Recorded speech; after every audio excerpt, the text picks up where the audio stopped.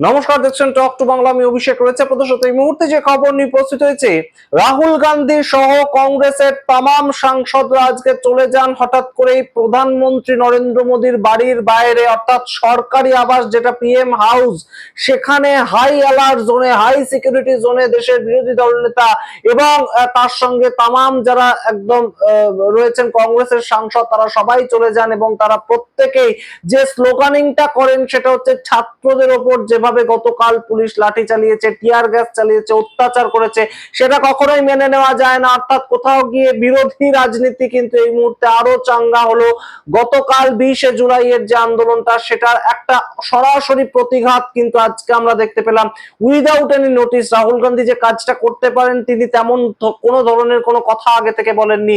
এবং অবশ্যই প্রাইম মিনিস্টারের বাড়ির বাইরে হঠাৎ করে দেশের বিরোধী দলনেতা চলে যাচ্ছেন, তার কোনো অ্যাপয়েন্টমেন্ট নেই, তার কোনো ধরনের কোনো বলা নেই এবং পারমিশন ছিল না, পুলিশ পারমিশন।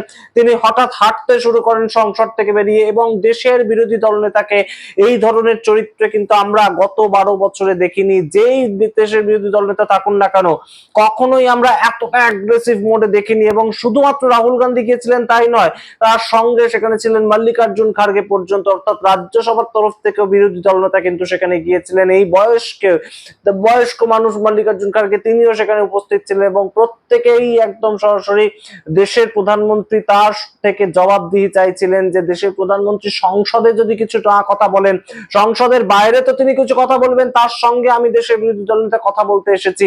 সেই জায়গাটা কিন্তু একদম প্রতিষ্ঠিত হয়েছিল। গুরুত্বপূর্ণ, অত্যন্ত গুরুত্বপূর্ণ। আপনারা দেখুন কিছু ভিজুয়াল সেই সময়কার, তারপর আসছে বিস্তারিত ব্যাখ্যায়। শেষ অবধি দেখতে থাকুন এই ভিডিও।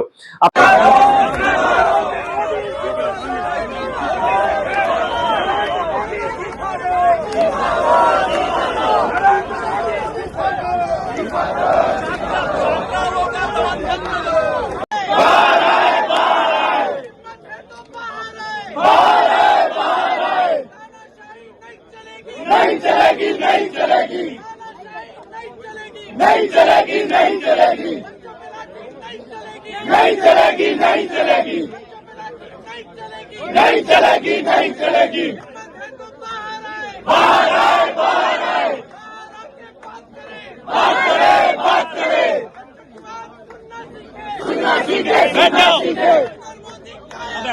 আপনাদের দেখালাম কিছু ভিজুয়াল এবং গুরুত্বপূর্ণ জায়গাটা। রাহুল গান্ধীর এইরকম অ্যাগ্রেসিভ মোড আমরা কিন্তু গত 12 বছরে দেখিনি। তার পলিটিক্যাল ক্যারিয়ার 22 বছর ধরে, 2004 সাল থেকে তিনি এমপি, কিন্তু এই 22 বছরের মধ্যে দেশের প্রধানমন্ত্রীর বাড়িতে মার্চ করে চলে যাচ্ছেন আমরা সত্যিই দেখিনি। রাহুল গান্ধী, প্রিয়াঙ্কা গান্ধী প্রত্যেকে হাততালি দিতে দিতে, স্লোগানিং করতে করতে, প্রধানমন্ত্রী হায় হায়, স্বরাষ্ট্রমন্ত্রী হায় হায়, এবং তার সঙ্গে যে কথাটা রাহুল গান্ধী একদম তার সোশ্যাল হ্যান্ডেলে লিখেছেন, কেন তিনি এই মার্চ করছেন। We have march to PM's house to demand answers from him for the brutalities against young students yesterday। অর্থাৎ গতকালকে যে ব্রুটালি মারা হয়েছে, পুলিশের দ্বারা যেভাবে অত্যাচার করা হয়েছে স্টুডেন্টদের উপর, সেটার কোনো ধরনের কোনো ক্লারিফিকেশন কেউ দেননি, এবং সেই উত্তরটা আমরা দেশের প্রধানমন্ত্রীর কাছ থেকে চাই। তারপর তিনি লিখছেন, the government doesn't want to take any accountability or does it want to have a debate on it on parliament। অর্থাৎ তারা এটার কোনো অ্যাকাউন্টেবিলিটিও নিতে রাজি নয়, এবং এই বিষয়টাকে নিয়ে যে একটা পার্লামেন্টে ডিবেট হবে, নিট পেপার লিক ইস্যুটা নিয়ে যে একটা ডিবেট হবে, সেটাতেও তারা রাজি নয়।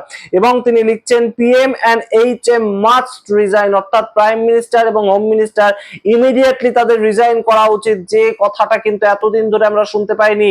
আমরা এতদিন শুনতে পাচ্ছিলাম ককরোচ জনতা পার্টির প্রোটেস্টে যে শুধুমাত্র ধর্মেন্দ্র প্রধানের ইস্তফা, এডুকেশন মিনিস্টারের ইস্তফা। গতকাল যে ঘটনাটা ঘটেছে, হাজার হাজার ছাত্রছাত্রী পৌঁছে গিয়েছিলেন, তারা কোনো ধরনের কোনো পার্টির সঙ্গে যুক্ত নন। তারা কেউ কেউ বাইরে বাইরে বিভিন্ন রাজ্য থেকে, উত্তরপ্রদেশ থেকে, পাঞ্জাব থেকে, হরিয়ানা থেকে বিভিন্ন মানুষজন এসেছিলেন গতকালকের প্রোটেস্টটাতে, এবং তারা মার খেয়ে বাড়ি ফিরে যাননি। তারা সেখানেই কিন্তু এখনো পর্যন্ত যন্তর মন্তরে অপেক্ষা করছেন। সেই জায়গা থেকে একদম রাহুল গান্ধী, দেশের বিরোধী দলনেতা, তিনি বলছেন PM and HM must resign for destroying the future of India's youth, অর্থাৎ ভারতবর্ষের যুব সমাজের ভবিষ্যৎ নষ্ট করবার জন্য ভারতবর্ষের প্রধানমন্ত্রী এবং ভারতবর্ষের স্বরাষ্ট্রমন্ত্রীর এক্ষুনি ইস্তফা দিয়ে দেওয়া উচিত তাদের পদ থেকে। সেই জন্য যে এত বড় একটা প্রোটেস্ট, আপনারা বোঝার চেষ্টা করুন যে কংগ্রেসের পক্ষ থেকে এই ধরনের প্রোটেস্ট কিন্তু আমরা সত্যি গত 12 বছরে দেখিনি। কংগ্রেস এতটা অ্যাগ্রেসিভ মোডে গিয়ে এই মুহূর্তে লড়াইটা করছে সেটা আমরা দেখতে পাইনি। গত 2 বছর ধরেও তো কংগ্রেস একদম ভালো একটা জায়গায় রয়েছে, তাদের 99 জন সাংসদ রয়েছে, কিন্তু গত 2 বছর ধরেও কিন্তু তাদের এত শক্তি আমরা প্রদর্শন দেখতে পাইনি। অর্থাৎ কোথাও গিয়ে সবাই কিন্তু এই মুহূর্তে যেটা বলছেন যে গতকালের যে আন্দোলনটা সেটা গিয়ে কোথাও গিয়ে বিরোধীদেরকেও এটা দেখিয়ে দিয়েছে যে মানুষের মধ্যে ক্ষোভ রয়েছে, মানুষের মধ্যে শুধুমাত্র মানুষ যা বোঝাবে তাই বুঝবে তাই নয়, এবং তা যদি বিরোধীরা সেই কাজটা করতে না পারে, অর্থাৎ বিরোধীরা যদি সরকারকে প্রশ্ন করতে না পারে, তাহলে সাধারণ মানুষ রাস্তায় নামবে। এই জায়গাটা গতকাল প্রতিষ্ঠিত হয়েছে। এবং জেনজি কারা বলুন তো? 16-17 বছর বয়স থেকে যারা 28, 29, 30 বছর বয়স পর্যন্ত যুবক যুবতীরা, তারা রাস্তায় নেমেছিলেন। এবং তারা রাস্তায় নেমেছিলেন কেন? তাদের নিজেদের জন্য। তারা রাস্তায় নেমেছিলেন তাদের অধিকারের জন্য। তারা যেটা চাইছে সেটা সরকারকে শুনতে হবে। সরকার এর পরেও তো কোনোভাবেই কোনো অ্যাকাউন্টেবিলিটি নিল না। জেপি নাড্ডা 2 বার দেখা করলেন ককরোচ পার্টির সঙ্গে, কিন্তু কোনো মতেই কোনো ইস্তফা হলো না ধর্মেন্দ্র প্রধানের। সেটা কেন হলো না? এই যে জায়গাটা, তার থেকে কিন্তু রাত্রি জুড়ে আন্দোলন হলো, আজকে সকাল থেকে আন্দোলন হলো, কিন্তু রাহুল গান্ধী যেটা করলেন, সংসদ থেকে বেরিয়ে উইদাউট এনি নোটিস, কাউকে কিচ্ছু জানানো হয়নি, বিকেল 6টা নাগাদ হঠাৎ তিনি হাঁটতে শুরু করেন একদম সরাসরি প্রাইম মিনিস্টারের হাউসের দিকে, প্রাইম মিনিস্টার্স হাউস, এবং সেখানে গিয়ে তিনি বসে পড়েন।